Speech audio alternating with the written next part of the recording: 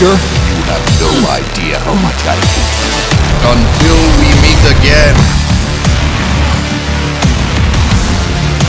I'm not gonna stop until I'm dead. Just getting started.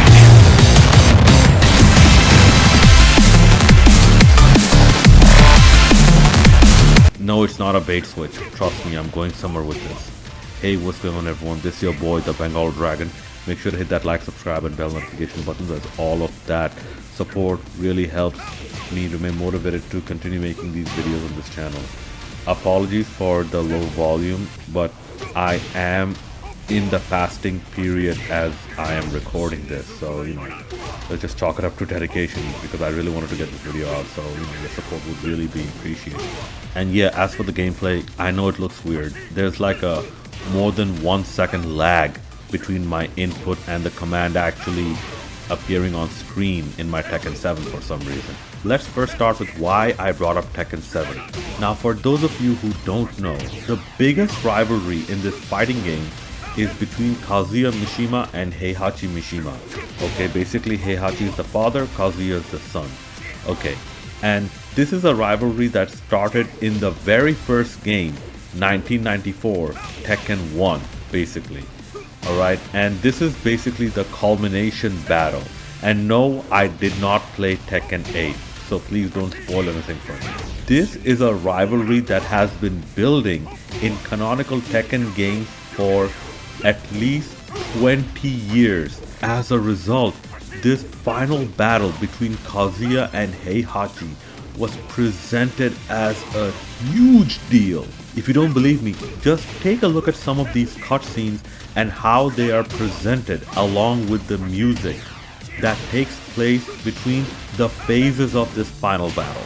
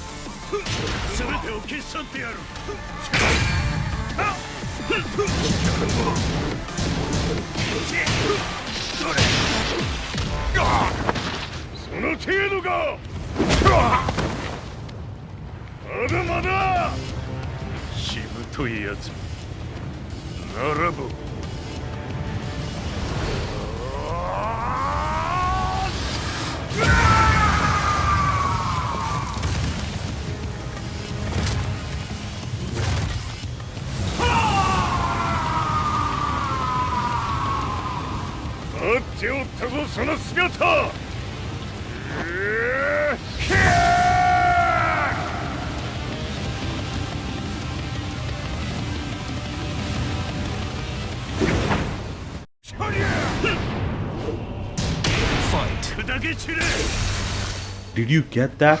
The action, the dialogue, even the change in music. The music is syncing up with the action and the intensity. It made you feel hyped and energetic. It felt epic, and I'm still surprised by this to this day. It took games like Mortal Kombat and Tekken 7 to show you how a good story is told in a fighting game. Yeah, Dead or Alive, they tried with Dead or Alive 5 and failed miserably with Dead or Alive 6. But what I'm trying to highlight is you have to show what a big deal it is, and you have to sell the epicness of very, very important key moments. In the original Resident Evil 5, go look it up. You fight Wesker, then he leaves. Then you fight Wesker again, then he leaves. Then you fight Wesker, then you fly away. And then you shoot Wesker back into the volcano. The presentation is so off. The dialogue is lackluster and very awkward. It's as if Wesker is giving you a philosophy lecture.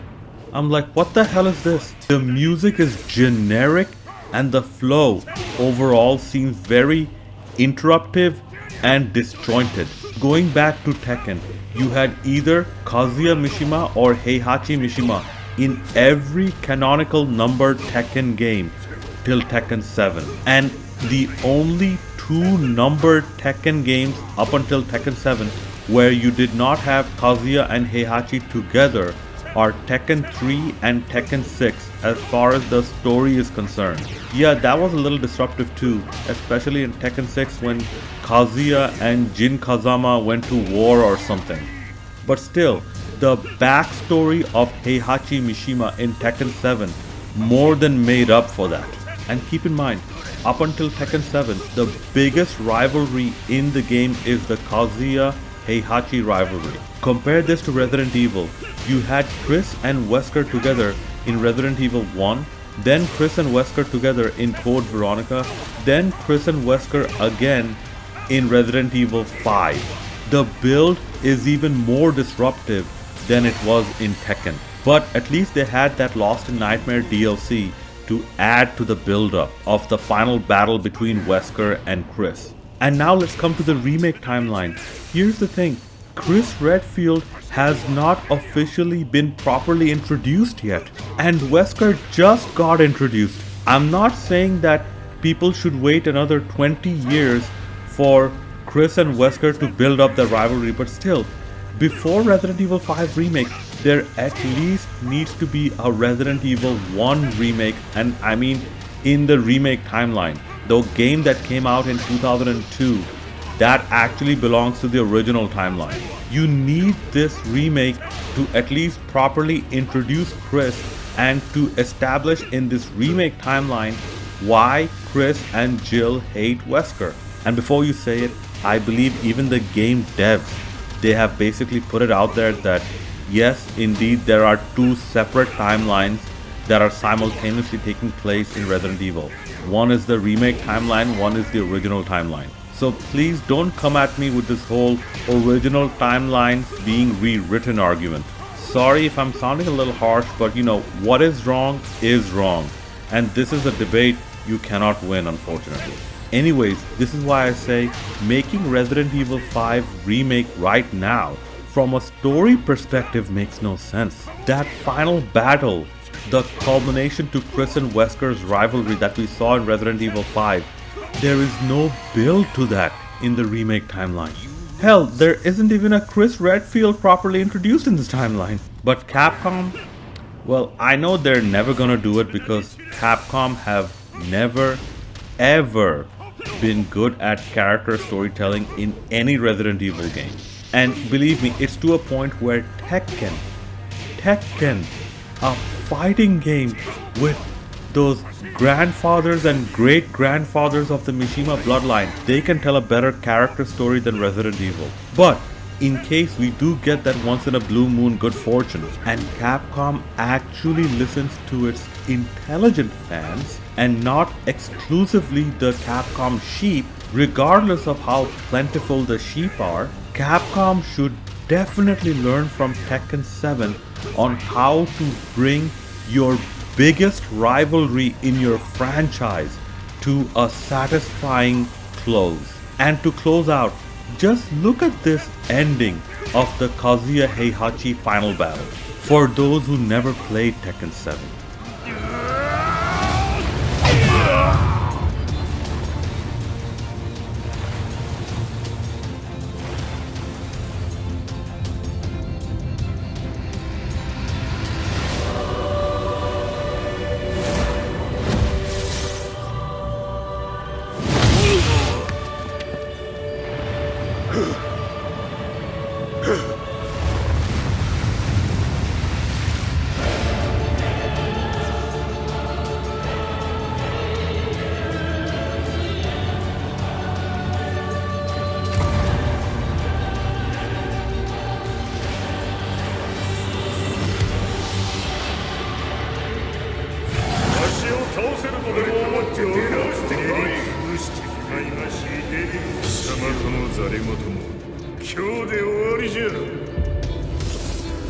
貴様から全てを取り戻す。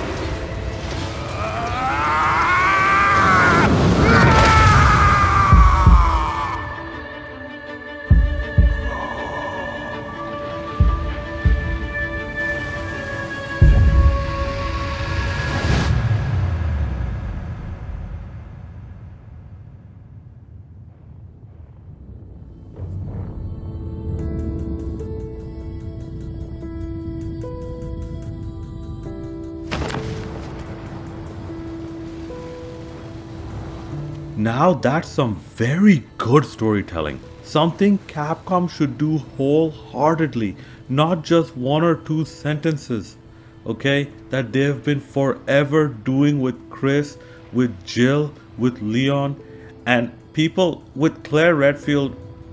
You know who I am, and you know I have shown that how disrespected and misunderstood Claire Redfield is, despite being the character with the most potential of storytelling and the deepest character in Resident Evil. Anyways, that's it for the short video. Just thought I'd make it real quick. Let me know what you thought in the comment section below. I would really love to hear your thoughts on this. And please do hit that like button and the subscribe button, and even share it with people that you might think would find this video informative or entertaining. This is your boy, the Bengal Dragon, signing out.